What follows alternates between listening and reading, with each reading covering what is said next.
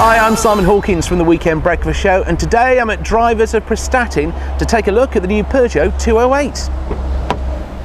Now, as you can see, the interior's had a complete makeover. It looks very modern, and particularly striking, the new smaller steering wheel, which provides excellent vision for the road ahead by making it much lower in the car, and new intuitive controls that really are a big boon to the car.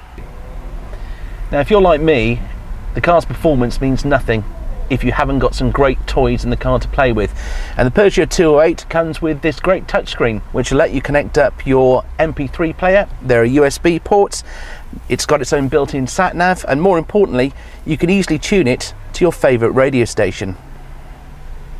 The thing about the 208 is it's deceptively small. It looks like a small car, but it's very roomy inside. Particularly if you've got a small family, you'll need to make sure that you've got plenty of room in the boot, and you have.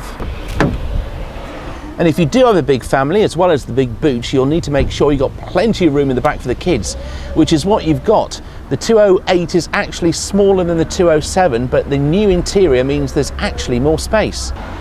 So for you petrol heads, this is what it looks like under the bonnet, but the thing you really need to know is that Peugeot redesigned the car, so it's actually a lot lighter than the Peugeot 207, meaning it's got great green credentials. In fact, the new 1 litre 3-cylinder version coming in October only gives out 99 grams of carbon per kilometre, which means you won't even need a road fund licence.